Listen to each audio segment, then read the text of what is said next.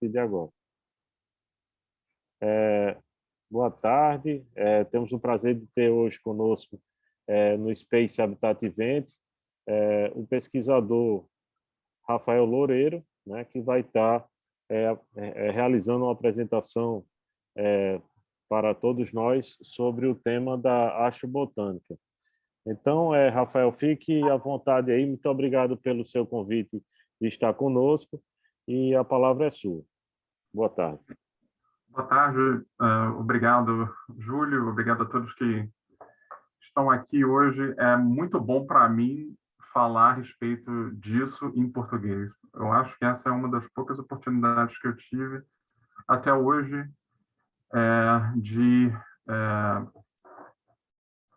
de ter dividido grande parte vou dividir com vocês grande parte do que eu já fiz e o que a gente está pensando em fazer em português. Eu vejo assim que a maioria das pessoas que me buscam, que vêm do Brasil, tem uma necessidade incrível de saber mais, não só a respeito de exploração espacial, mas também focado na astrobotânica. O Brasil é o gigante agrícola do mundo. É quase, diria assim, um pouco triste para a gente ver, principalmente nós da astrobotânica, ver que certas técnicas, certas pessoas que seriam de muita utilidade para a gente na astrobotânica não serem utilizadas vindas do Brasil. Por isso que eu encorajo vocês não só a me buscar, caso vocês tenham interesse em astrobotânica, mas também buscar outros profissionais da área que a gente com certeza está muito aberto a colaborações e trazer estudantes para cá para que a gente possa trabalhar com vocês. Eu vou falar um pouco da minha trajetória conforme a gente for indo na palestra, porque senão eu estou muito tempo, eu tenho a tendência de falar muito, então eu tenho que me controlar um pouco para não passar do tempo. Só deixando claro que esses estudos são todos apoiados pela NASA, todos são financiados pela NASA e tem um apoio do Kennedy Space Center. Então, eu queria dar início falando um pouquinho a respeito da astrobotânica em si. O que é astrobotânica, como é que esse termo surgiu e aonde a gente está agora com a astrobotânica. O termo em si surgiu por volta dos anos 60, logo no início da corrida espacial. Eu acho que nunca a gente poderia ter uma corrida espacial sem ligar algum tipo de agricultura a isso. Nunca a gente poderia pensar em um estabelecimento concreto, em algum tipo de planeta fora da Terra, ou até mesmo na Lua, sem pensar em agricultura. A agricultura é de extrema importância para a humanidade. Se a gente não tivesse agricultura, a gente não teria humanidade. E se a gente não tivesse plantas, a gente não teria humanidade. Se a gente não tivesse fotossíntese, a gente não teria humanidade. Então, eu acho que uma coisa não se destaca da outra. Então, foi natural que, por volta dos anos 60, esse estudo fosse publicado a respeito de uma ciência chamada astrobotânica, que, na verdade, não era utilizado como uma palavra só, era astrobotânica, e focava mais na tentativa de, empiricamente, tentar descobrir como seriam plantas ou a fotossíntese, o processo fotossintético em outros planetas, baseados não só no entendimento que a gente tem de fotossíntese, do processo fotossintético, mas também das estrelas que orbitavam certos países. Obviamente que hoje em dia a gente tem tecnologias muito mais poderosas, muito mais eficientes para nos dizer que tipo de luz reflete na superfície de um exoplaneta, mas é muito interessante a gente pensar que nos anos 60 isso já estava sendo pensado. Não se falava muito em cultivo de plantas, no cultivo de algum tipo de plantas para consumo humano em outros planetas ou na Lua.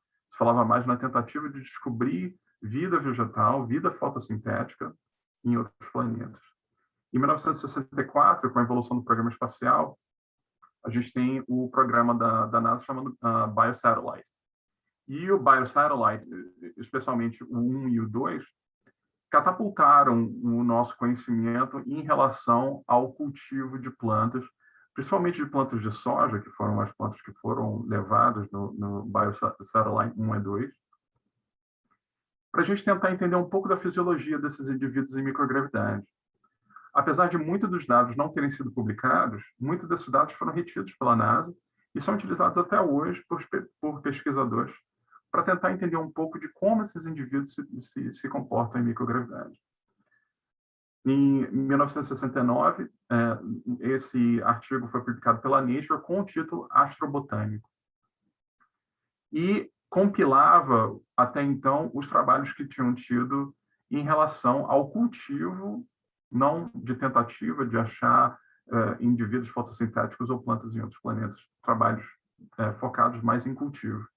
E a gente foi vendo essa tendência de trabalhos relativos a cultivo, trabalhos relativos à agricultura, horticultura, fora do planeta, mas quando o projeto a corrida espacial já estava estabelecida, a gente vê, por exemplo, os programas de shuttle nos anos 80 também começando a pleno vapor.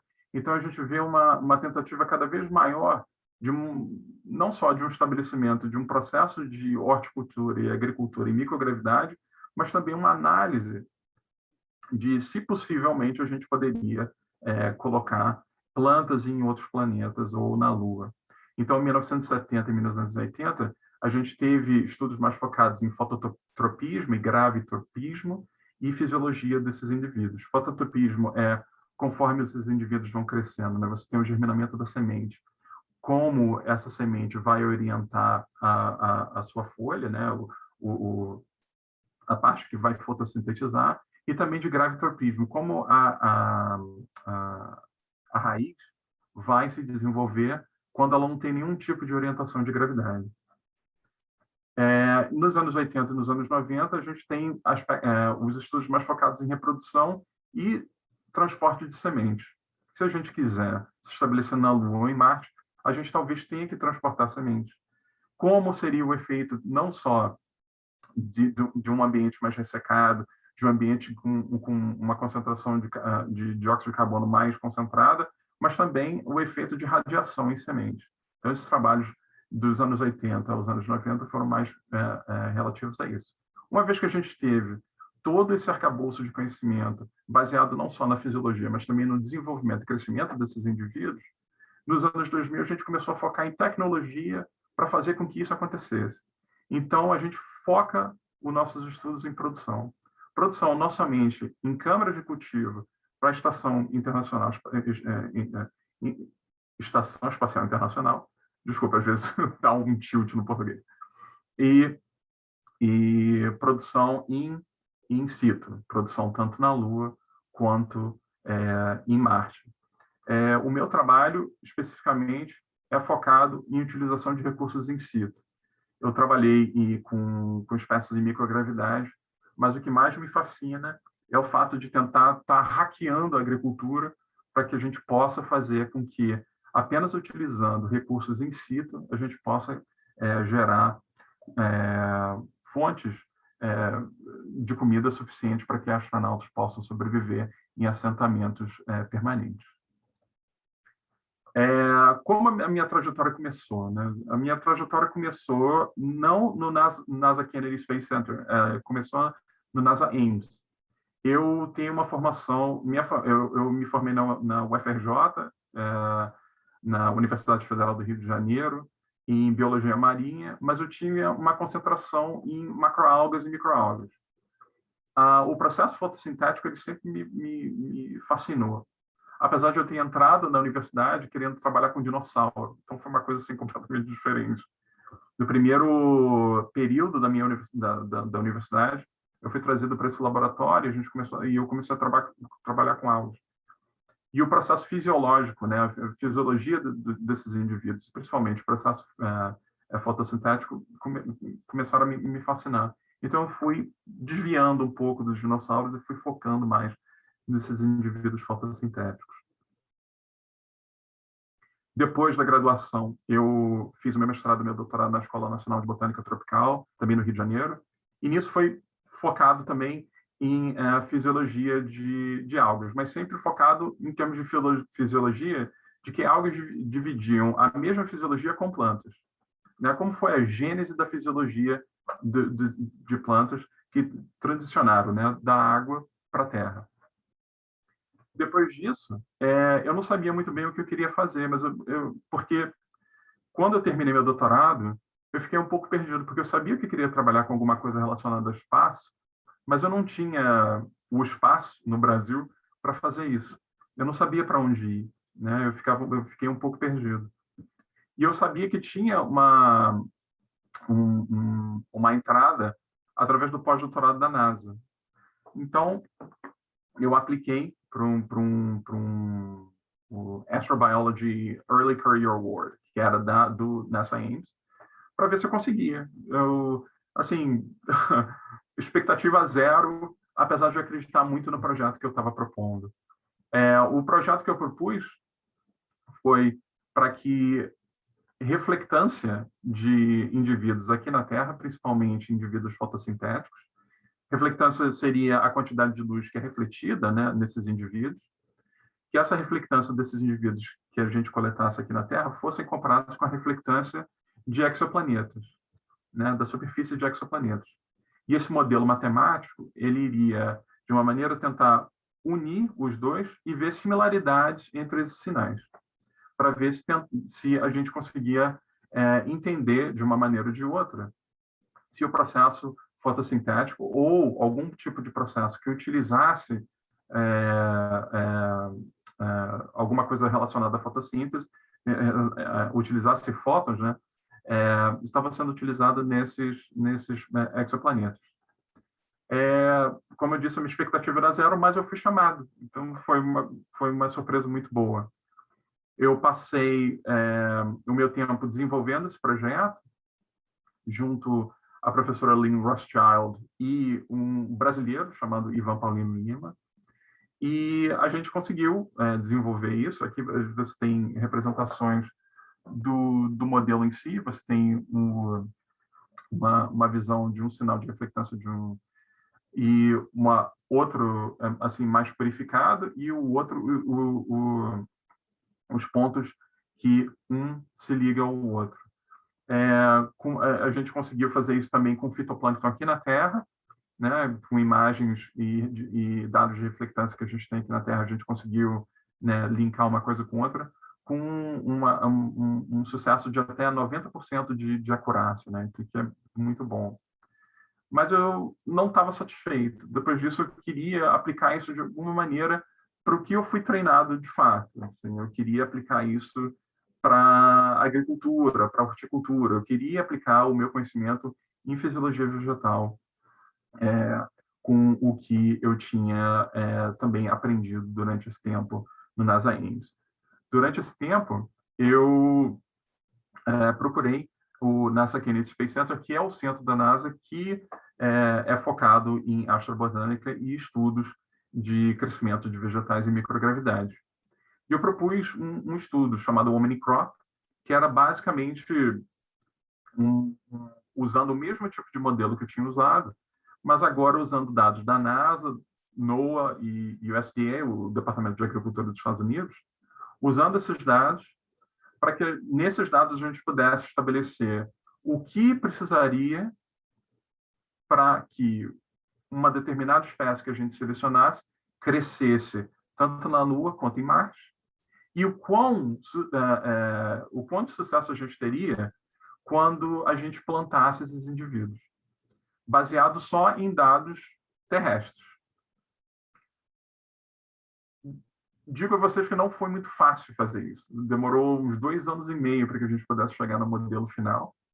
E a gente finalmente chegou no modelo final. A gente teve até uma parceria com um aluno da USP, o Fernando Favoretti, que foi o mago que conseguiu fazer com que esse modelo fizesse o que a gente queria que fizesse.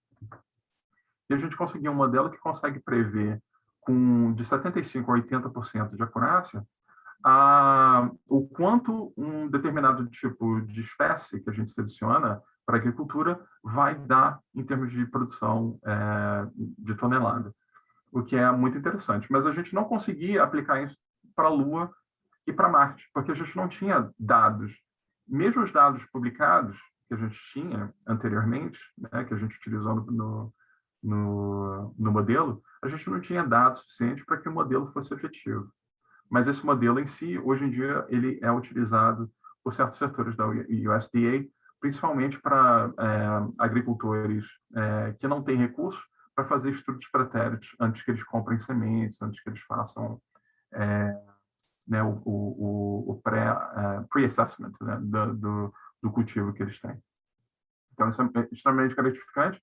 E é também uma tática que eu uso para que, quando as pessoas perguntam, poxa, mas você está estudando plantar coisa na Lua, plantar coisa em Marte, por que você não se preocupa com as pessoas aqui da Terra, né, que passam fome e tal? Não, me preocupo bastante. Tanto que o que eu desenvolvo em termos de tecnologia pode ser facilmente transicionado para aqui na Terra, né? Então, e isso é um grande exemplo, né, que principalmente agricultores que não têm nenhum tipo de recurso possam utilizar um modelo que a gente criou para que eles possam acertar precisamente o tipo de espécie que eles vão pegar para cultivar, né? E não ter nenhum tipo de estudo pretérito para isso, nenhum tipo de utilização de estudo pretérito para isso. Devido a essa falta de dados, e essa foi mais ou menos a época que eu vim aqui para o Winston-Salem State University, eu precisava de mão de obra, precisava de alunos, porque eu não conseguiria fazer isso sozinho. Meus alunos são extremamente importantes, meus alunos são fundamentais para o sucesso do trabalho que a gente desenvolve. E eu precisava de espaço, porque a gente não tinha espaço para fazer nenhum tipo de cultivo. A gente não tinha nenhum que a gente chama aqui de wet lab, né? Laboratórios que a gente possa botar a mão na massa, né? São laboratórios com computadores.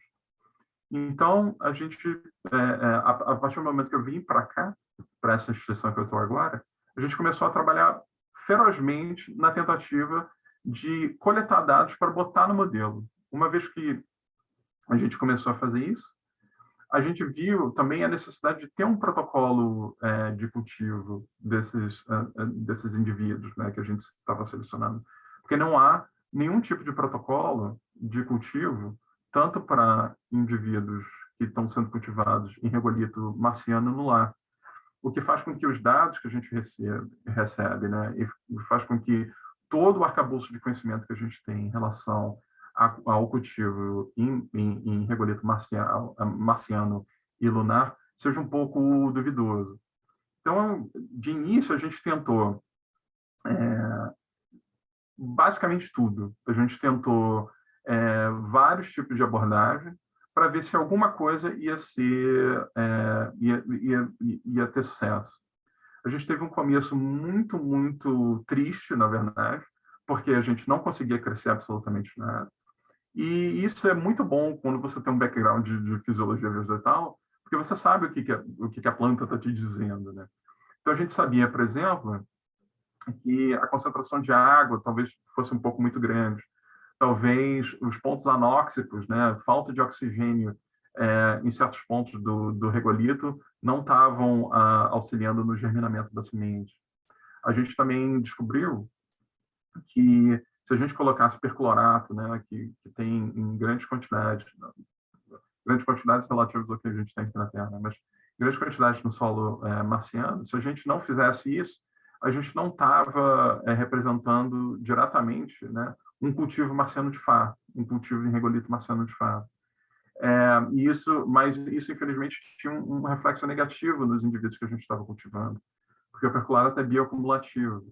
E não só ele oferece riscos para a planta, mas oferece riscos a quem está consumindo o fruto daquela planta. Porque, sendo bioacumulativo, a partir do momento que você come o fruto, né, você vai acumulando perclorato em você. E isso aumenta o risco, por exemplo, de câncer de tireoide, problemas renais. Mas a gente viu que se a gente não fizesse isso, a gente não ia ter um panorama completo, a gente não ia ter um entendimento completo de como seria a utilização de fato, né, de recursos in situ em Marte. E uma das coisas que mais me perguntam é assim, o filme The Martian, né, é real? Né? Infelizmente não, né? Ele estaria morto em pouco tempo, porque ele estava só bioacumulando perclorato, né? Especialmente com batata, né? Que vai acumular bastante água. No final disso tudo, né, a gente chegou a algumas conclusões. E essas conclusões são chave para qualquer tipo de teste análogo utilizando o regolito marciano, né? A gente tem que usar perclorato no solo, a gente tem que usar perclorato no regolito que a gente usa, porque só assim a gente vai ter uma representação fidedigna do cultivo que a gente tem. E também da quantidade de perclorato que vai ser acumulado em certos cultivares ou em certas espécies que a gente venha a utilizar. Então, a gente tem que usar perclorato. A gente também não necessariamente tem que deixar o solo completamente estéril. Tem uma diferença entre regolito e solo, e eu, às vezes, vou de um lado para o outro, quando eu falo regolito e quando eu falo solo. Regolito está completamente morto, você não tem nenhum tipo de microbiome, né? Nenhum tipo de micro-organismos associados àquele regolito. Então, o regolito é um solo morto, né? Solo está vivo de fato, você tem vários micro-organismos associados àquela massa que está ali. E plantas, na sua história evolutiva, têm uma associação muito, muito grande com esses micro-organismos. Plantas, principalmente em termos de captação de nitrogênio e outros elementos, precisam da ajuda desses micro-organismos para fazê-lo de maneira efetiva. Então, se a gente quiser que tenha, né, uma produção efetiva, uma produção que seja sustentável, a gente, de alguma maneira, vai ter que contaminar esse regolito e transformar esse regolito em solo. Então, os nossos estudos iniciais, a gente fala, não, vamos fazer tudo de maneira extremamente fidedigna e vamos deixar o regolito completamente estéril. Vamos deixar o regolito e não vamos transformar esse regolito em solo. Hoje em dia, a gente está tomando uma outra abordagem, principalmente com o regolito no lar. E isso eu vou apresentar quando a gente vai falar dos trabalhos de regolito no lar. Em termos de luz, né? Que tipo de luz a gente vai utilizar? Luz natural, radiação natural de Marte, a radiação natural da Lua, o que a gente vai fazer, né? Principalmente em Marte, a radiação vai ser muito extrema e a chance de que você tenha fotoinibição, né?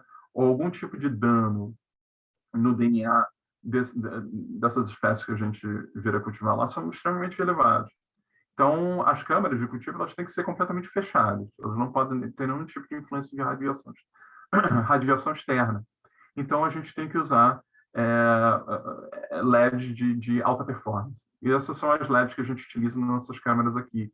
E essas são as LEDs que são utilizadas hoje no Advanced Plant Habitat, que está na Estação Espacial Internacional. Então, tendo isso, a gente sabe agora, mais ou menos, como trabalhar com o regolito marciano. E quando eu digo mais ou menos, é mais ou menos mesmo, porque a gente ainda não tem uma quantidade elevada de pesquisadores que fazem o processo científico, né, que a gente fez da maneira que tem que ser feita, né? Usando perclorato, não necessariamente esterilizando o regolito, mas sabendo exatamente quais são os micro-organismos que estão ali associados àquele regolito, transformando aquele regolito em solo, e também utilizando LEDs, né? Muitas vezes cultivos são feitos apenas com luz branca.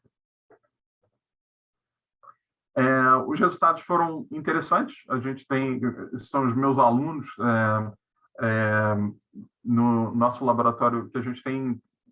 Hoje em dia, a gente tem 3 laboratórios. A gente tem um laboratório de manejo, que a gente chama que é o Dirt Lab, que é onde a gente tem regolito, onde a gente tem os sacos de terra para controle, a gente tem isso tudo.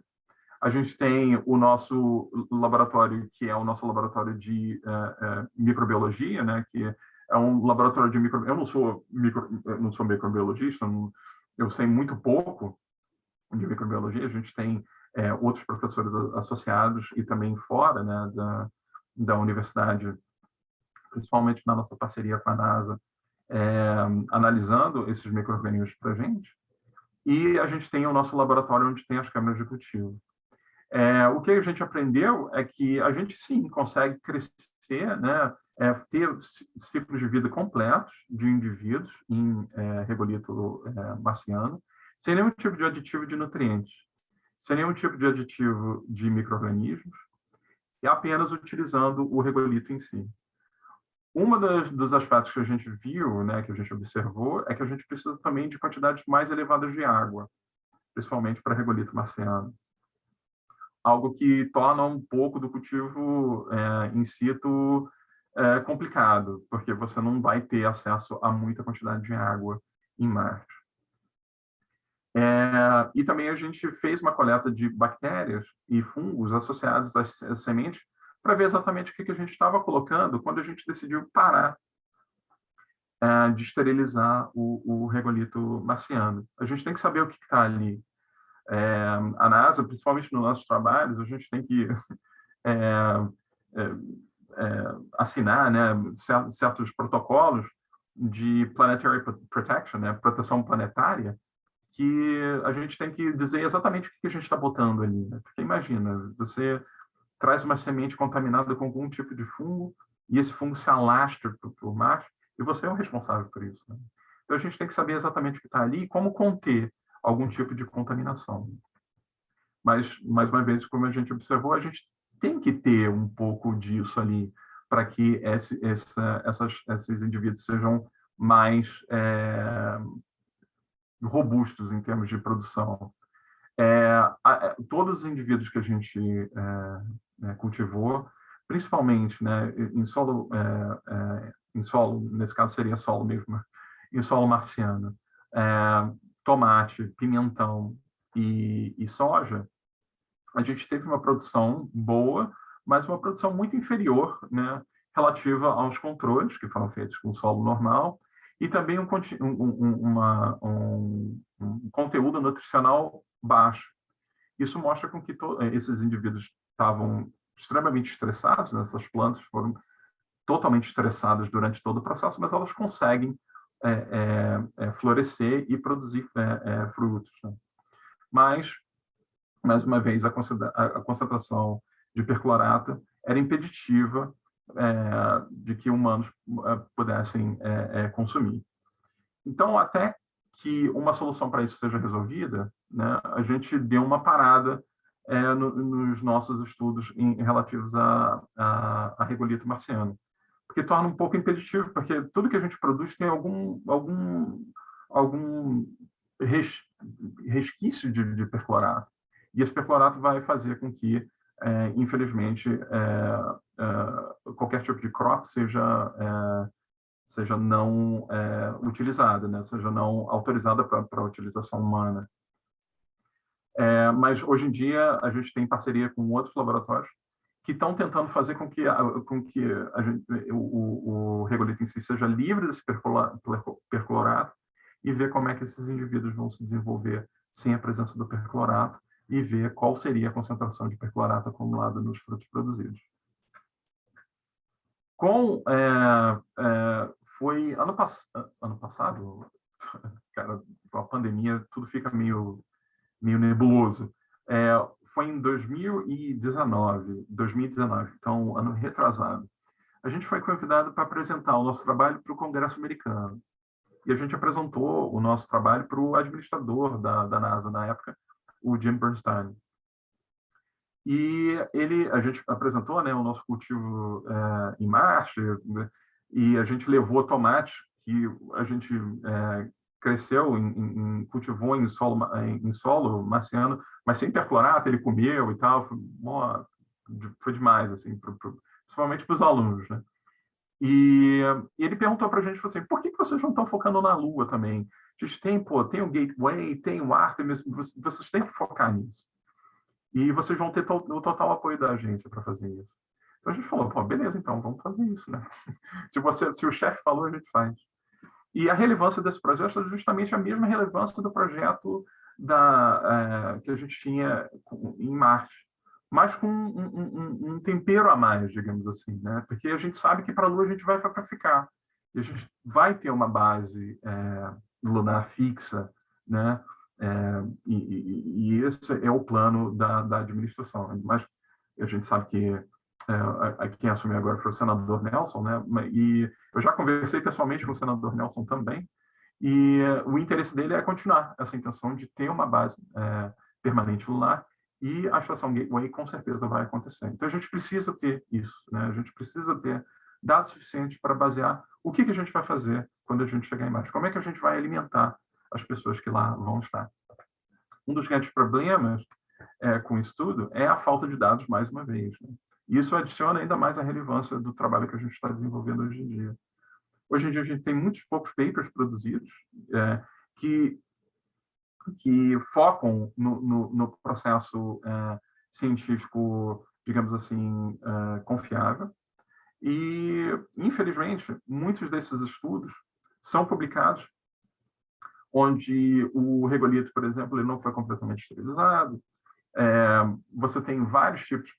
Aqui nos Estados Unidos, você consegue regolito de algumas agências, né, de algumas universidades, de algumas agências e também de alguns locais privados, né, que vendem para você regolitos análogos, né? Então, vários papers são publicados com vários tipos de regolito, a gente não sabe diretamente a origem disso tudo, a gente talvez, às vezes, não sabe nem a composição química do regolito que está sendo utilizado. Então, a gente não consegue ter nenhum tipo de dado, né, que a gente possa utilizar para nenhum tipo de análise segura. Então, a gente pegou essa responsabilidade para a gente e falou, não, a gente vai fazer um protocolo e a gente vai utilizar apenas regolitos que são 100% fidedignos, 100% fiéis. Então, a gente entrou numa parceria com o Exolith Lab, que é um laboratório que produz regolitos, né, que é da Universidade Central da Flórida. E acredito que eles venham mandar isso para o Brasil. Eu não aconselho fazer isso, porque recentemente eu mandei regolito para o Brasil e foi taxado. Imagina, né? Taxado, terra, mas foi taxado. Mas se vocês têm algum tipo de interesse né, em pequenas quantidades, entre em contato comigo e eu mando para vocês assim, meio que de chavado, sou carioca, então a gente fala de chavado, escondido. Eu mando para vocês, nem que vocês tenham só a leitura química disso, e vocês possam tentar reproduzir aí. Eu acho bem interessante tentar fazer isso, né? E ter uma fonte disso no Brasil, né? Para que o estudo no Brasil seja disseminado, né? Que você tendo uma fonte aí, você pode fazer vários estudos análogos. Falei que eu falava para caramba, ó. 3h14. Bom, o que a gente fez? A gente utilizou os 4, digamos assim, os 4 mais comuns regolitos produzidos pelo Exolith Lab, e principalmente aqueles que a gente achava que não ia dar certo. A gente queria saber se ia dar certo, porque a gente sabe que muitos dos regolitos lunares têm partículas muito finas. E já com a nossa experiência em regolito marciano, a gente sabe que certos estratos, né, tinham um regolito, principalmente estratos superiores, tinha um regolito muito fino. Isso acumulava muita água na superfície. Isso para desenvolvimento das plantas não é muito bom, mas a gente queria, de uma maneira ou de outra, avaliar tudo que a gente tinha em mãos. A gente esterilizou todos esses regolitos antes da gente utilizar e a gente selecionou 3 espécies, né? Tomate, soja e alface. Por quê, né? Tomate, por quantidade de água e vitaminas, e também o tomate, o fruto, né, o tomate em si, ele bioacumula bastante coisa. E é interessante a gente ter algum tipo de fruto que tenha uma bioacumulação muito grande, para que a gente possa fazer algum tipo de análise de qualquer coisa que possa ser nociva para os seres humanos que vão estar consumindo isso. Soja, pela quantidade de proteína, e também por respostas de quando a soja está estressada, geralmente ela produz flores mais cedo. E isso, na verdade, é bom, porque a gente tem uma produção maior de grãos de soja em si, né? E a soja, muitos pesquisadores vão torcer o nariz, porque a soja, por mais que você tenha uma quantidade de proteína muito grande, em pequenas quantidades, você tem uma produção muito grande de biomassa, mas não de biomassa que você possa consumir, né? Os grãos da soja em si não são grande parte da planta de soja em si. Então, sempre quando a gente está focando em pesquisa espacial, né, a gente tenta focar em indivíduos que são extremamente produtivos, né, em pequenas quantidades, em pequenas porções. E também alface, não só pela quantidade de água, também pela bioacumulação de compostos que a alface tem, mas também que você tem uma gama incrível de dados produzidos em relação ao alface, principalmente em microgravidade. Então, seria interessante a gente saber e fazer uma comparação desses dados, porque a gente sabe que o indivíduo em regolito lunar também vai estar estressado. A gente queria fazer uma comparação de estresse também. Como a gente tem uma parceria com o NASA Kennedy Space Center, a gente troca dados com eles. Então, eles também pediram para que a gente utilizasse alface. E uma dos pedidos é que a gente continuasse com o que eles chamam de pick-and-eat crops. Pick-and-eat crops são produções, né, de vegetais que você pode chegar na planta e tirar e comer diretamente. E isso tem um efeito psicológico muito grande nos astronautas, né? Astronautas que foram entrevistados em que tipo de produção eles queriam ter. Pick-and-eat crops são as crops que eles mais teriam interesse em ter. Porque eu acho que, imagina você num ambiente completamente fechado, sem nenhum tipo de referência, né, terrestre, você ter a capacidade, não só em microgravidade, mas também na Lua ou em Marte, você chegar e poder tirar alguma coisa do pé e comer, né, eu acho que eles afirmaram que isso teria um efeito psicológico positivo. Então, a gente também tenta acomodar isso quando a gente está pensando em cultivar alguma coisa. Aqui do lado, tem do lado esquerdo e do lado direito. Do lado esquerdo você vê um dos meus estudantes trabalhando com o Dusty, que é um tipo de regolito lunar que é de partículas muito finas, então os estudantes têm que usar respirador, o hazmat suit, e tem que ficar numa capela, manipulando as amostras.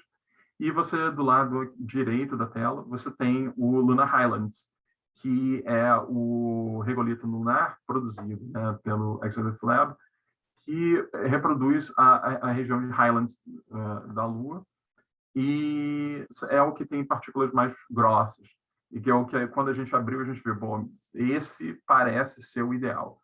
Mas a gente teve que, inicialmente, ver isso tudo, a gente teve que analisar isso tudo. Então, a gente dividiu o projeto em 4 fases distintas. A primeira fase, a gente tinha que saber como é que esse regolito se comportava com água, né? A gente, colocando água no regolito, como é que esse regolito vai se comportar.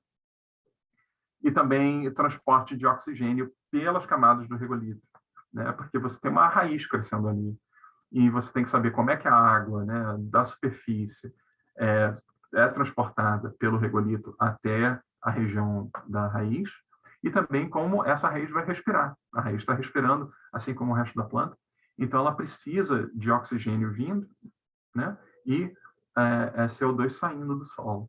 Então a gente precisava saber como é que isso, o que estava acontecendo ali. Fase 2 foi uma análise de fisiologia dos indivíduos, crescimento,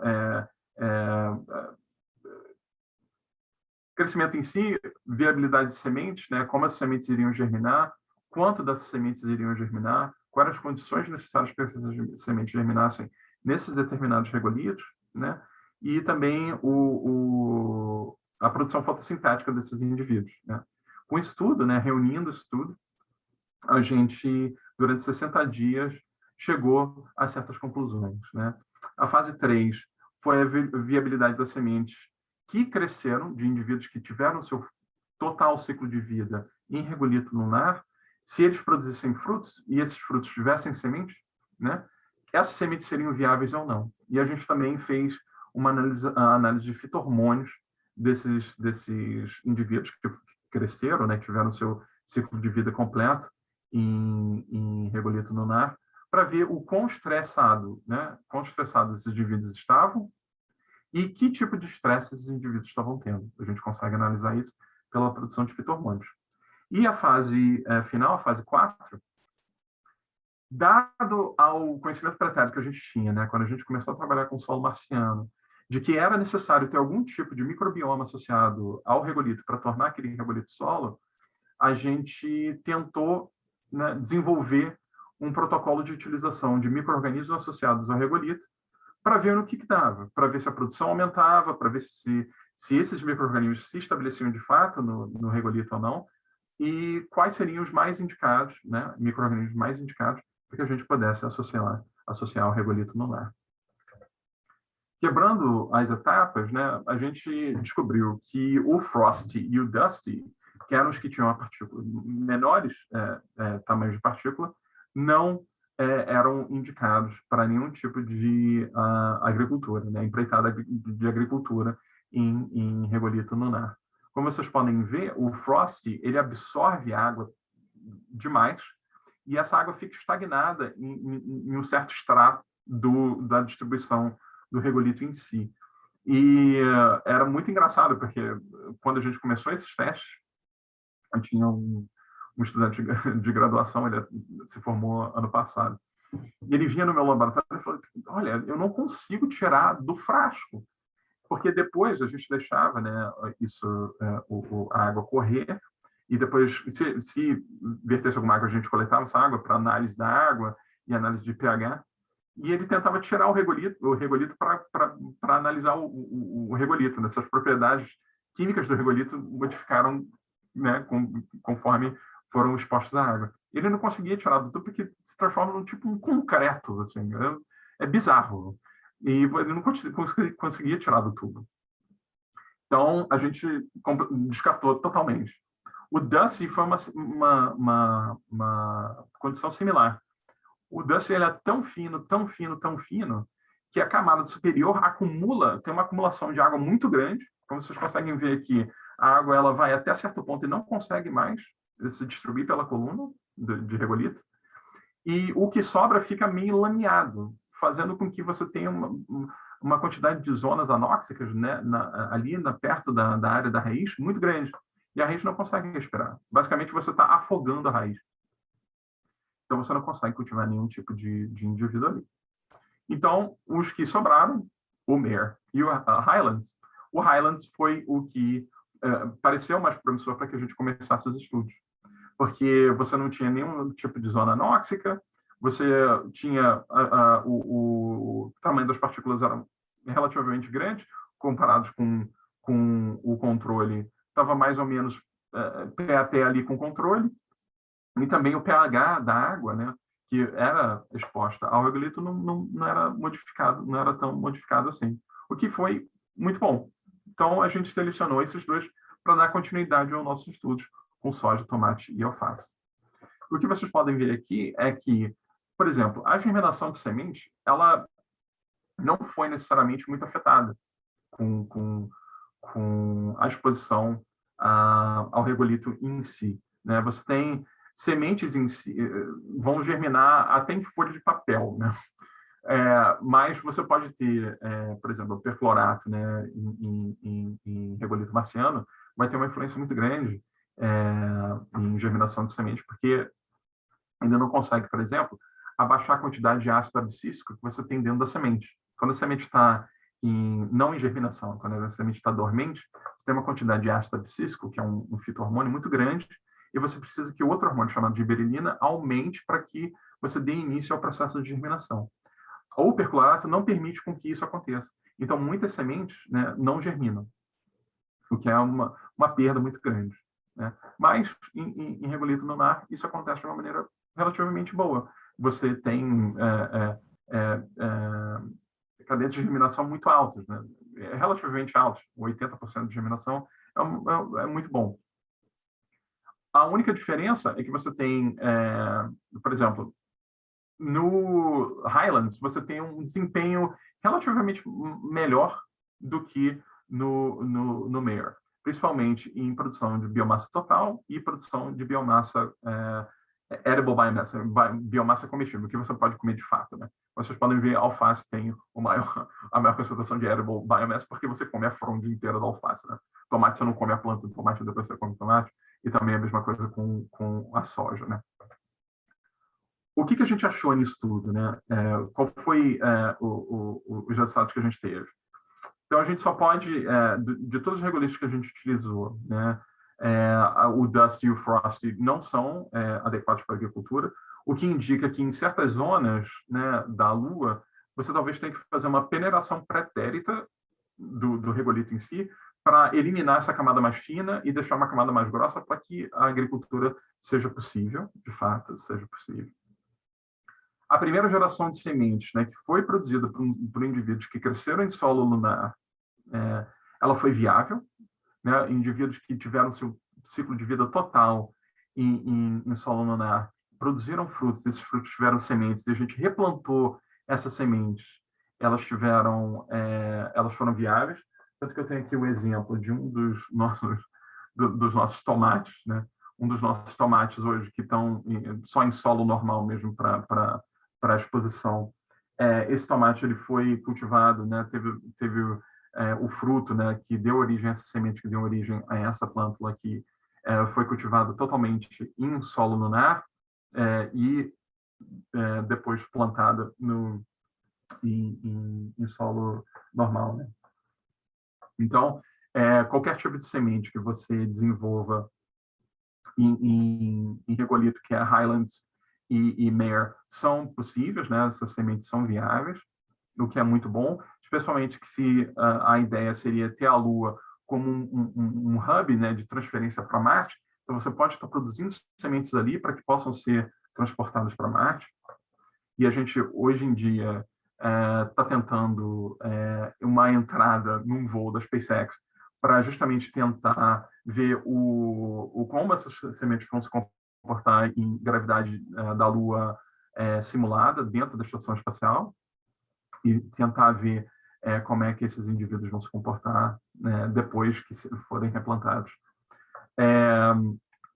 Todos os indivíduos que a gente cultivou, alface, soja, tomate, ficaram estressados, principalmente pela algumas áreas de pontos de anoxia, né, de falta de oxigênio, principalmente no Mare, não no Highlands, e mais uma vez pela falta de algum tipo de microbioma associado. E também pela baixa quantidade de nutrientes. O regolito anular em si, ele tem todos os nutrientes necessários, né? Macro e micronutrientes, para que plantas possam se desenvolver. Mas não necessariamente nas quantidades que essas plantas evolutivamente estão acostumadas a ter. Então, essas plantas vão estar sempre estressadas, né? Mas não estressadas no ponto que elas não possam ter um ciclo de vida completo. Fito-hormônios presentes, né, etileno, oxina, citoquinina, indicam que esses indivíduos estavam extremamente estressados, né? Mas esses hormônios têm alguns efeitos que a gente talvez queira explorar. A gente queira explorar, talvez, vendo o caminho, o porquê, né, que esses hormônios estão sendo produzidos e como a gente pode explorar isso. Porque esses hormônios são responsáveis pela formação de raízes laterais, que podem influenciar no quanto de água esses indivíduos estão consumindo, a formação de outros, né, como é que é isso em português? Shoot. De outros galhos, né, de outros possíveis galhos que essas plantas vão ter.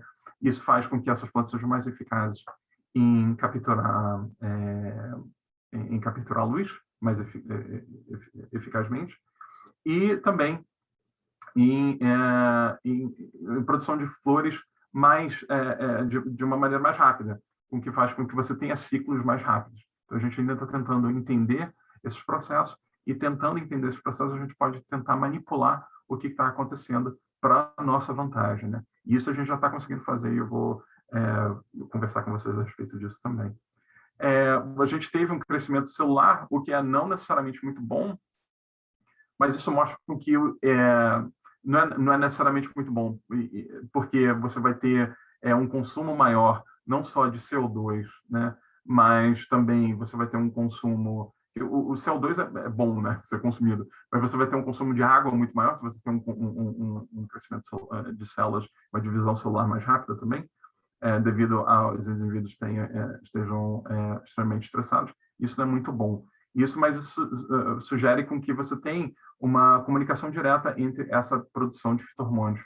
Mais uma vez, a gente está tentando entender como a gente pode explorar isso, né? Como a gente pode fazer com que certo hormônio seja expressado, e quando esse hormônio é expressado, certa coisa vai acontecer que não necessariamente vai ter um reflexo negativo na nossa produção. Pode ter um reflexo, um efeito positivo, como formação de raízes laterais ou formação de flores mais cedo, né?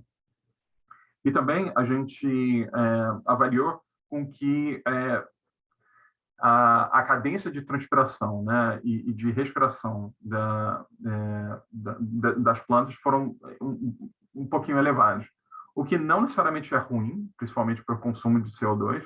Você pode utilizar esse consumo de CO2 para baixar a quantidade de CO2 em câmaras, ou utilizar o CO2 produzido pelos próprios astronautas ou pelo habitat em si, para que seja utilizado ali e esse ar seja reciclado. Obviamente que você precisar de muita alface para reciclar esse ar efetivamente, mas ajuda, né? E a gente está tentando mais ou menos entender como a gente pode manipular isso também, né? Investigando a concentração de ácido abscísico, que é responsável pela abertura e fechamento dos estômatos, que são pequenos poros que você tem na folha, que permitem a entrada e saída de CO2 e oxigênio. Então, a gente está tentando desenvolver uma técnica para que a gente consiga fazer isso. Como a gente observou em Marte e também no regolito lunar, a gente não tem, como a gente estava esterilizando todos esses regolitos, né, para que a gente fosse totalmente fidedigno, né, ao que a gente vai encontrar quando a gente chegar lá, a gente viu que existe uma necessidade muito grande de ter algum tipo de microbioma associado ali. E esse microbioma não necessariamente é algo que a gente saiba, né? A gente tem que descobrir, mais ou menos, qual seria o microbioma ideal para que certos indivíduos se desenvolvam de maneira mais, digamos assim, efetiva em solo lunar. A gente só testou, né, em solo lunar. Apesar de a gente ter, agora está brincando um pouco com os micro-organismos que a gente cultivou, né, que tinha ali uma referência em regolito marciano. Então, a gente fez o que a gente chamou de receita. Eu não sei se vocês jogam D&D, né, Dungeons and Dragons, mas eu sempre tive a referência do cubo gelatinoso, né, que entra pelas dungeons e vai passando pelas dungeons, ou um dado de 6 lados, né? O que a gente pensou foi pegar um dado de 6 lados de agar, mas um agar especial, que é um agar que ele se dissolve, ele vai se dissolvendo, né, conforme o tempo. Agar é o que você tem nessas placas de Petri, né, de cultivo. Então, a gente, em cada lado do dado de 6 lados, a gente colocou uma espécie de bactéria. E essas espécies de bactéria são muito interessantes por fato delas se comunicarem diretamente com a raiz da planta, né? Que a gente chama, a planta faz, que a gente chama de root exudates, né? A raiz, ela exuda, né? Ela transmite, ela coloca compostos no solo para que ela possa agregar, recrutar micro-organismos para que esses micro-organismos possam ajudar a planta a consumir compostos que a planta não faz, não consegue efetivamente, né? A gente avaliou a quantidade, né, desses exudados, né, desses root exudates, em açúcar, osmólitos e isoflavonas, que é muito importante para identificar se a planta está em estresse de nitrogênio, né? Conforme a planta vai, esses root exudates, né, a quantidade de isoflavonas, ela vai crescendo, indica que a planta está em estresse de nitrogênio, porque a planta necessita de nitrogênio, então ela produz essas isoflavonas para que o recrutamento de micro-organismos, certos micro-organismos sejam maiores.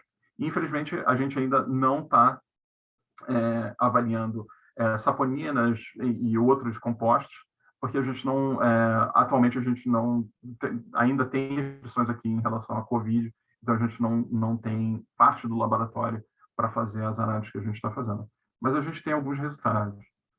Então a gente testou soja e alface, e a gente descobriu que sim, né, a gente associando qualquer tipo de microbioma associado ao regolito, esse microbioma não só ele sobrevive, e ele é recrutado efetivamente para essas espécies, e uma vez recrutado, né, ele consegue ajudar com que esses indivíduos se desenvolvam de uma maneira muito mais efetiva, principalmente comparada com os indivíduos que não têm nenhum tipo de associação a microbioma, né, a nenhum tipo de microbioma. No regolito em si, a gente tem a que a gente chama de rooting zone, que é a zona que está do lado né, a zona que comporta a raiz, e o que a gente chama de bulk soil ou bulk regolith, que é a zona de fora, né? Então, a gente observou que muitos desses micro-organismos, eles também migravam para áreas fora da raiz, mas ficavam ali na periferia, eles não se distribuíam muito, né? Eles não se soltavam muito no regolito, o que é muito bom, principalmente para planetary protection, né? Você não tem uma distribuição muito grande desses micro-organismos no regolito e, assim, você não quer que nada saia fora do controle, né? Então, é muito bom com que a gente consiga esse tipo de resultado. O que a gente observou também é que, e isso foi por acaso, a gente tirando, né, para fazer análise de, né, comprimento, para fazer análise de nutrientes, a gente viu que certas raízes eram diferentes do controle e diferentes dos indivíduos que estavam associados um microbioma, né, que a gente desenvolveu através desses cubos gelatinosos, né? E a gente perguntou, será que a gente consegue, né, através do composto desses micro-organismos, arquitetar a raiz? Será que, de acordo com a quantidade e as espécies que a gente está usando nesses cubinhos que a gente desenvolveu, né, a gente consegue fazer a raiz do jeito que a gente quer? Porque, fazendo isso, a gente consegue fazer uma raiz muito mais efetiva, com ramos laterais muito mais robustos, fazendo com que a gente consiga não utilizar tanta água. Então, a gente começou a testar isso. E deu certo. Assim, curiosamente, deu certo. A gente consegue, de maneira efetiva,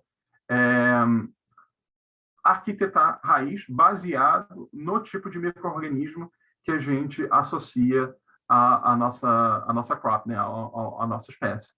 E aqui a gente tem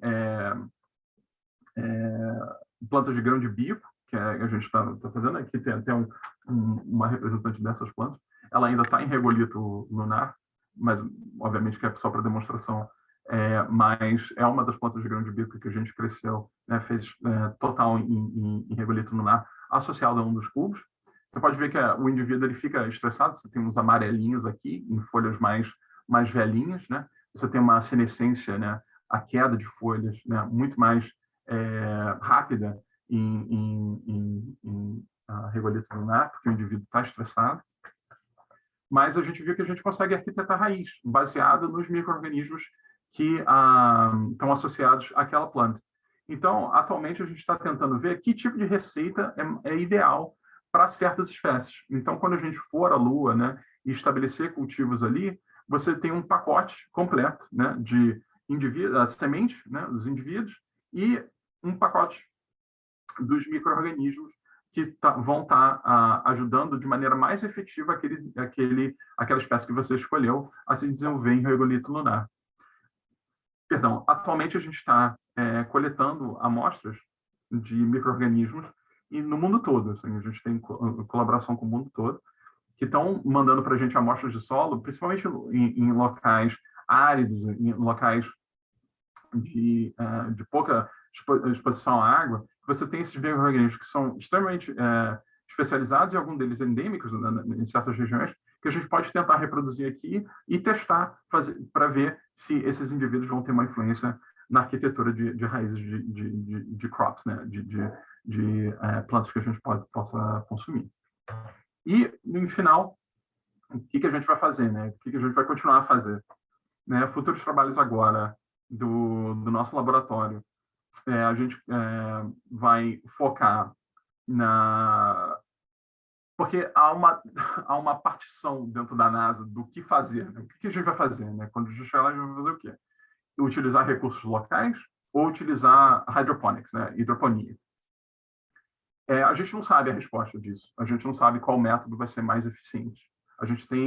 Hoje em dia, a gente tem dados, né, de hidroponia que são mais ou menos favoráveis à utilização de hidroponia. A gente tem dados de regolitos que são mais ou menos favoráveis ao regolito. Então, a gente ainda não sabe. Então, a gente se propôs a fazer isso, né?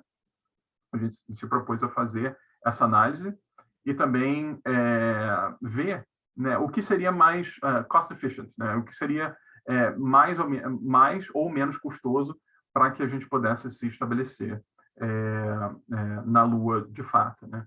Então, o nosso laboratório vai fazer um levantamento completo do que seria mais viável para que possa ser utilizado quando a gente chegar na Lua. E outro projeto, e esse projeto é muito legal, e é associado com um dos meus colaboradores fora da universidade, e ele não é da NASA, ele é de uma universidade local, que a gente quer avaliar como a vida, né, vegetal na Terra ela vai se sustentar com o passar do tempo. Com o passar do tempo, a gente sabe que a concentração de CO2 da atmosfera ela vai ser eliminada, né? Ela vai aos poucos vai abaixando, né? E o que foi previsto até agora, em trabalhos publicados, mas sem nenhum tipo de teste, é que você vai ter só vida microbiana e vida microbiana não fotossintética, né? Vida microbiana que não vai tá utilizando o processo fotossintético. E a gente quer saber se isso é verdade ou não. Então, a gente vai simular vários tipos de cenários para tipos diferentes de planta, não tipos diferentes de planta em termos de captação de dióxido de carbono, né? Planta C3, C4 e plantas CAM. Você tem uma diferença em tipos de captação de dióxido de carbono desses indivíduos. E também você tem, a gente quis avaliar plantas aquáticas e algas, para ver o que sobraria no final das contas quando essa concentração de CO2 fosse muito, muito reduzida. Isso também a gente vai extrapolar em modelos para que a gente possa ver em outros planetas, exoplanetas, né, com talvez quantidades de CO2 reduzidas, se vida fotossintetizante seria capaz de se desenvolver. Porque a gente sabe aqui na Terra que quando o processo fotossintético começou, a vida na Terra mudou total e completamente. Então, a gente quer também extrapolar isso para exoplanetas. Bom, era isso que eu tinha para dividir com vocês. Espero que vocês tenham gostado. Eu sempre gosto de fazer isso, principalmente em português. Eu fico super empolgado em poder falar isso em português. Agradeço muito ao Júlio, ao Davi também, que foi que me descobriu aí. E agradeço muito por essa oportunidade. É muito bom estar falando com brasileiros, é muito bom estar divulgando meu trabalho para vocês, e é muito bom saber que isso existe, né? É saber que iniciativas como essa existem aí no Brasil. Porque na época que eu era estudante, isso não tinha, né? Isso não existia. E isso é fundamental. Uma das teorias que eu tenho é que, por isso que eu estou na academia, né? Por isso que eu estou aqui, é de poder oferecer para alunos que nunca pensaram, né? Nunca imaginaram em seguir esse tipo de caminho, poder seguir esse tipo de caminho, né? Poder ter algum tipo de porta de entrada para esse caminho. Então, agradeço muito a vocês por poder divulgar isso. Vocês podem me procurar por aí, só me dar um Google aí que vocês me acham. E eu ficaria muito feliz em poder ajudar vocês ou colaborar com vocês. Eu estou aqui para isso. E muito obrigado. E eu estou aberto a perguntas e questões, o que vocês quiserem.